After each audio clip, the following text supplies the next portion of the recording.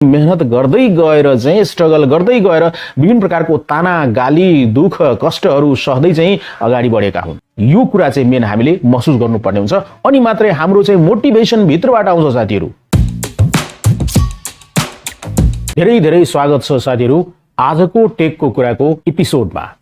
यहाँहरूलाई म वेलकम भन्न चाहन्छु र आजको विषयवस्तु म प्रस्तुत गर्न गइरहेको छु। आजको टेकको कुरामा मैले कुरा लिएको छु युट्युब अर्निङ्सको बारेमा। ओके, सो हामीले सबभन्दा पहिले के देख्छौँ भन्दाखेरि अनलाइन अर्निङ गर्नको लागि धेरै प्लेटफर्महरू रहेको छ। जस्तै कि तपाईले फ्रिल्यान्सिङ गर्न सक्नुहुन्छ। स्टुडेन्टहरूको लागि त धेरै नै राम्रो हो, फ्रिल्यान्सिङ गरेर अध्ययनमा पनि समय दिनुपर्ने हुन्छ, साथसाथै फ्रिल्यान्सिङ गरेर पनि पकेट खर्च मात्र होइन धेरै भन्दा धेरै पैसा चाहिँ यसबाट पनि अर्निङ गर्न सकिन्छ। ओके, त्यस्तै न अर्को अनलाइन अर्निङ थुप्रो रहेको छ जुन यहाँहरूले जानकारी पाउनु नै भएको छ भिडियोहरूमा पके पनि। तर आजको विषयवस्तु मैले उठान गरेको छु साथीहरू युट्युबको अर्निङको बारेमा। जस्तै कि युट्युबमा तपाईले भिडियो हेर्दाखेरि धेरै प्रकारको भिडियोहरू तपाईले हेर्न सक्नुहुन्छ।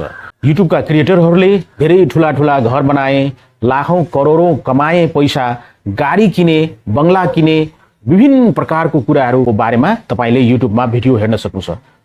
हुन त नेपालमा यस्ता प्रकारको भिडियो धेरै कम पाइन्छ, तर यदि तपाईले इन्डियाको युट्युब क्रिएटरको कुराकानी गर्नुहुन्छ भने छ्यास तपाईले भिडियो पाउन सक्नुहुन्छ कि हामीले युट्युबबाट पैसा कमाएर चाहिँ यति ठुलो महल जस्तो घर बनाएको, त्यस्तै न यति धेरै गाडीहरू किनेको र त्यस्तै न जीवन नै परिवर्तन भएको विभिन्न प्रकारको तपाईले युट्युब क्रिएटरको कथाहरू तपाईले युट्युबको भिडियोमा हेर्न सक्नुहुन्छ हैन। र अरू देशको त कोही छोड्दियो, त्यहाँ पनि तपाईले पाउन सक्नुहुन्छ। ठीक छ, आफ्नो स्थानमा यो कुरा एकदमै राइट रहेको छ।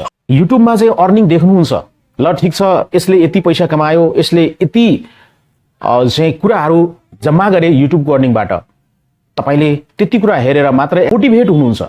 तर तपाईले एउटा कुराको बारेमा सोच्नु भएको छ कि त्यो गाडीहरू, त्यो राम्रो घरहरू, महँगा घरहरू र यति सम्पत्तिहरू थुपार्नको लागि युट्युब च्यानलमा त्यो युट्युब क्रिएटरले कति मेहनत गर्नुभएको छ त, त्यो कुरा हामीले हेर्दैनौँ।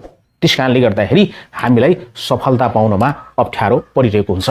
कुनै पनि युट्युब क्रिएटरले के गर्यो त्यो त जानकारी लिनु नै ठिकै छ केही हदसम्म, तर चाहिँ त्यो थुपार्नुको भित्र, त्यो आर्जन गर्नुको भित्र के कारण रहेको छ त, त्यो कारणलाई हामीले खोतल्नु पर्ने हुन्छ कि युट्युब क्रिएटरले मेहनतै नगरिकन यति सम्पत्ति थुपार्न सक्छ त अनलाइन युट्युबबाट?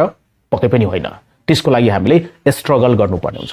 तर कतिपय युट्युब क्रिएटरहरू म देख्छु जो नयाँ साथी हुनुहुन्छ, इन्डियाको युट्युब क्रिएटरहरूको जुन एउटा सम्पत्ति कमाउनु भएको जुन कथा उहाँले सुन्नुहुन्छ, भिडियो हेर्नुहुन्छ र उहाँले सोच्नुहुन्छ ठीक छ म पनि युट्युब च्यानल चाहिँ एउटा खडा गर्छु, मैले पनि एउटा युट्युब च्यानल क्रिएट गर्नुपर्छ, त्यो युट्युब च्यानलमा चाहिँ काम गर्छु र त्यसपछि चाहिँ अरौँ रुपियाँ चाहिँ त्यसबाट म पनि आर्जन गर्छु। देखासेखी पनि कति युट्युबरले गर्नुहुन्छ, तर त्यो कतिको राइट हो पक्कै पनि कमेन्टमा लेख्नुहोला हैन।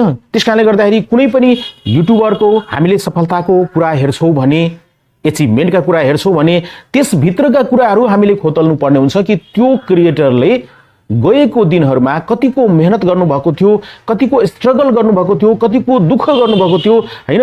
राम्रो क्यामेरा पनि थिएन, राम्रो माइक पनि थिएन, तर त्यसको बावजुद पनि हैन, राम्रो स्टुडियो रुम पनि थिएन, ब्याकग्राउन्ड पनि राम्रो थिएन, तर त्यसको बावजुद पनि मेहनत गर्दै गएर चाहिँ स्ट्रगल गर्दै गएर विभिन्न प्रकारको ताना गाली दुःख कष्टहरू सहदै चाहिँ अगाडि बढेका हुन्।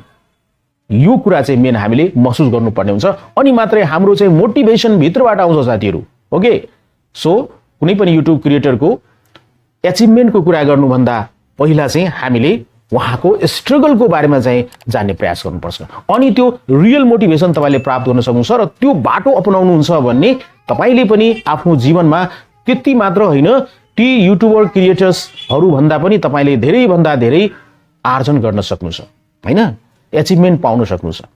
यो चाहिँ महत्त्वपूर्ण कुरा हो। यहाँहरूलाई यो विचार कस्तो लाग्यो आफ्नो कमेन्ट लेख्नु होला है। र त्यस्तै न यो भिडियोलाई लाइक गर्नु, शेयर गर्नुस् र अहिलेसम्म पनि यो च्यानललाई सब्स्क्राइब गर्नुभएको छैन भने सब्स्क्राइब गर्नु होला। म यहाँहरूलाई चाहिँ एकदमै बेस्ट अफ लक भन्न चाहन्छु। तपाईँ युट्युब क्षेत्रमा आउनु चाहनुहुन्छ भने आउनुस्, तर चाहिँ कुनै पनि युट्युब क्रिएटरले कति मेहनत गरेका थिए त, कति स्ट्रगल गरेका थिए त, त्यसको बारेमा अवश्य नै तपाईले अध्ययन गर्नुस्, अनि युट्युबमा आउनुस् र कन्टेन्ट बनाउनुस् र तपाईले पनि एचिभमेन्ट प्राप्त गर्न सक्नुहुन्छ।